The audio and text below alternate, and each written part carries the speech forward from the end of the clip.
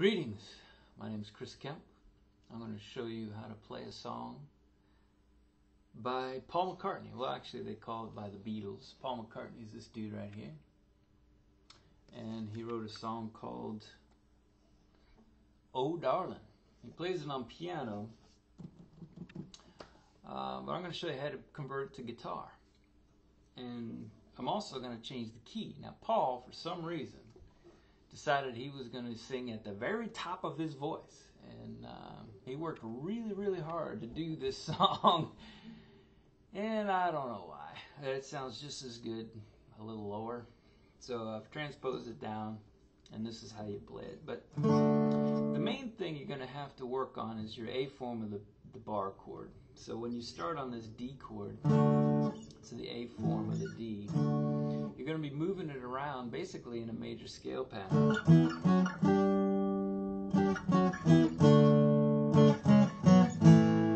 Which kind of sounds like an old Motown kind of song. Or I don't know, it reminds me of a different song altogether, but it's a scale. And so what I'm thinking in my mind is this whole step, half step relationship. Whole step. So I go from whole step, half step, and I reverse, and then I go a half step from there, and I get down there. So it's basically like starting at the major scale and moving up and then moving down from the major scale. There's another bass line part where you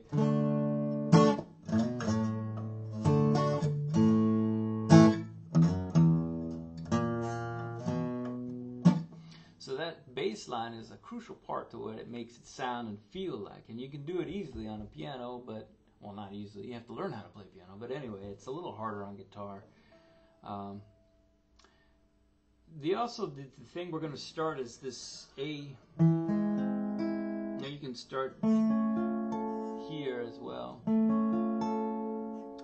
But the thing is it's hard to get the actual singing note. So what I usually do is hit open B, which is the second string. I get that note in my head, oh, and then I do this. Oh, darling. And that's how I start the tune. Because otherwise I'm totally lost, because there's no B in that chord. So I don't have a reference. So this is an augmented chord. It basically looks kind of like a C chord, but I'm actually borrowing the second and third string, and that gives me an augmented. Basically, it's a C form of an augmented. It gives me a sharp 5 instead of a 5. It gives me a sharp 5. So a regular C form would be that, but since you're moving that 5 up one, you get the sharp 5. And that's what augmented means, sharp 5. So anyway, a lot of bar chords, and the hardest part is just that kind of thing. Alright, so let's hit it. Oh, and the bass line, you're going to hit this D, and you're going to go, just slide on the 6th string, whole step up, and then come back down. And the same with the A. I'm going to slide from 0 to 2, and then go to 0 again, and then I play a B flat, and then a B for my next chord. So anyway, that's the details. So here's the oh, oh, darling, please believe me, I'll never do you no harm. Believe me when I tell you, I'll never do you no harm.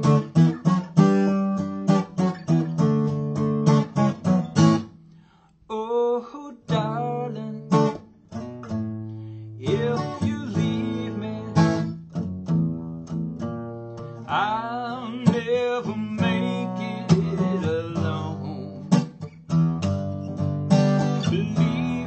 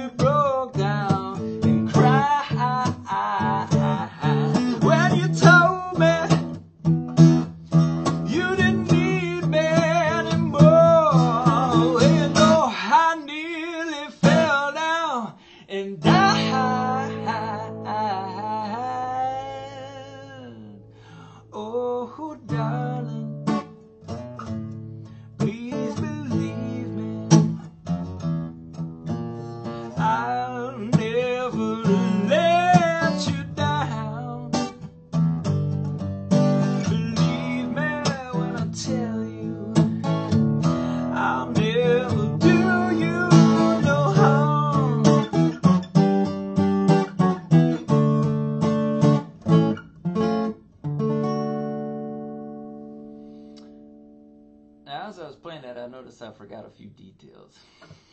So if you didn't catch those details, let me go over them now. First of all, when you get to the rock and roll part where the blues thing happening, basically I'm playing a D form of the chord and I'm hitting the 6th note of the scale, which is, it's on the 4th string, and you do it a whole step away from your ring finger.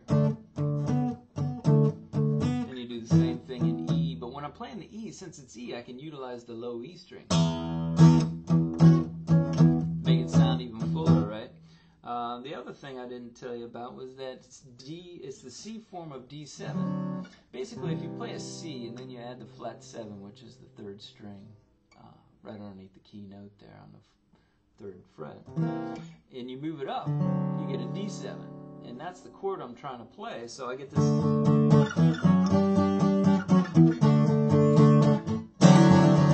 And you get in that part, it makes a big dramatic entrance to the "When You Told Me," right? Other than that, in the very end, you get this. You can do it with a high D or just stay right there on the 3 of the chord. Anyway, what I did was I played an A, and then I play an augmented chord, just like the intro, which is on the 12th fret with the key notes at 12 frets, an A augmented. And then over here, this is actually an A augmented. Now that's an interesting thing about an augmented chord, is it's symmetrical. Every note is 2 whole steps apart. So this is, every note could be a key note. So this could be an F augmented, it could be a sharp C augmented, or a A augmented. Those are the same chord. If you move up 2 whole steps, and then down 2 whole steps, right? Same notes. Symmetrical chords. There's only 2 of them that I know of. We got the diminished 7th chord and the augmented chord. Anyhow, hope you enjoyed that. This is Chris Kemp signing off.